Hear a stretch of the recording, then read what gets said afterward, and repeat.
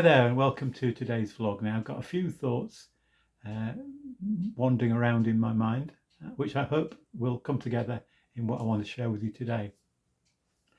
A couple of days ago, I travelled on the train up to Scarborough, which is my favourite place in the world. I love Scarborough, so many great memories from childhood, and Sue and I had a flat there for quite a number of years. I just love going to Scarborough.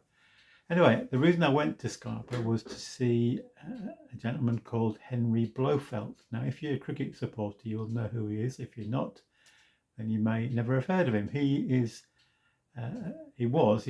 retired, I think, a few years ago, a cricket commentator. Fascinating gentleman, getting on a bit now. In fact, he was at the theatre in Scarborough, so I went to hear him sharing stories, many humorous stories. The first part of it actually was sharing how he's been on one of these, the Real Marigold Hotel visits to India, which I don't know if it's been on BBC One yet, but it will be if not. Anyway, the second half he was talking about two great commentators, sadly who are no longer with us. The first was John Arlott, in a wonderful way with words. He was also a bit of a poet. In fact, in the old Methodist hymn book is one of his poems, which was turned into a hymn. And I'm trying to remember, it's called God Whose Farm is All Creation. So you might want to look that one up. The other famous commentator that Henry Blofeld talked about was Brian Johnson. What a great character he was too. And I've been thinking back over the years when I listened to or watched cricket on television, and the commentators, many of whom are no longer there. And it just came to my mind the passing of the years, how people come, people go. And then yesterday morning, just before I travelled back on the train, I went for breakfast at a restaurant or a cafe in Scarborough called The Conservatory. And I was just sat having my breakfast, and I looked up, and on a table nearly opposite me were three young men. They were obviously workmen involved in some sort of trade, but having breakfast before they started work. Three youngish men ready for a day's work. And then on a table not quite opposite, but not far from them, were two older men, clearly well past retirement age, and they were chatting away. And it just, the kind of thought came into my mind. Three young men just in the early stages of their working life, and probably their life if they lived to a reasonable age, and two older men who are probably nearing the end of their earthly life, and just that thought and what happens in between, and do those three young men think about what will happen as the years go by, and then they get to older age, or how do the older men look back on their youth, and just that thing about the fragility, I suppose, and the temporariness of human life on earth. And I was reminded of that verse in the biblical book of Ecclesiastes, which says, everyone comes naked from their mother's womb, and as everyone comes, so they depart.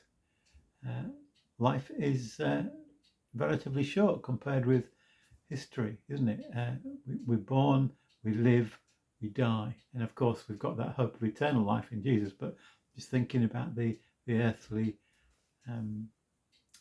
span that we have, and again I was reminded. Mine went on to think of a poem that a lady who died, who was a member of one of my churches when I was in Leicester, asked that a poem called "The Dash" be read at her funeral service, and you may want to look that up on the internet. It's quite an interesting one, and challenging in some ways.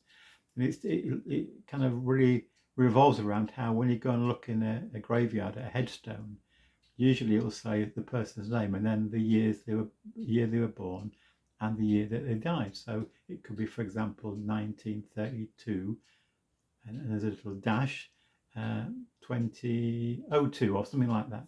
And the poem is about what the dash, which is the period between our birth and our death. What happens with it? How do we use that period? Do we use it for good, or for evil? Or is our life helpful, upbuilding?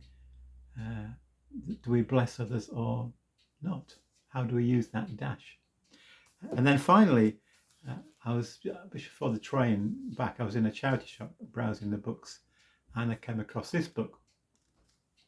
It's called The Temple of Youth, and it's about a man called Jimmy Butterworth, who was a Methodist minister born in very great poverty. His father committed suicide when he was still a young lad, and he became the chief breadwinner for his family.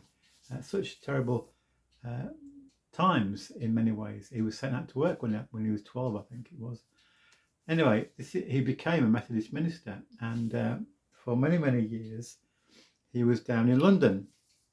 He ran a group for children, young people really, to try and get them off the streets, give them some direction, help, support.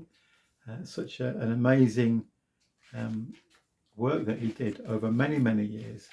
And I want to read to you from the foreword to the book, which was written by Sir Michael Caine, who is a famous actor who actually joined that club. And Michael Caine says, Jimmy Butterworth, as we all knew him, was the reason I am the person I am today. He had such a profound influence that Michael Caine joined this youth club called Clubland in the Walworth Road, Camberwell. And at the end of that little foreword, he says this: I owe my personality, my life, my career to this man, the most important person I ever met. This chap, Jimmy Butterworth, who I'd never heard of, but I look forward to reading this book. It had such a profound effect on Michael Caine and countless others. So he used his dash. I think he died in 1977 or something like that. But he used his dash to great effect. He had such profound influence on people. And there goes my clock, just to tell me perhaps that it's time up. So God bless you. Just think about how you're using your dash. May God bless you this week, and may your life make a difference in the lives of others. Thank you so much for watching today.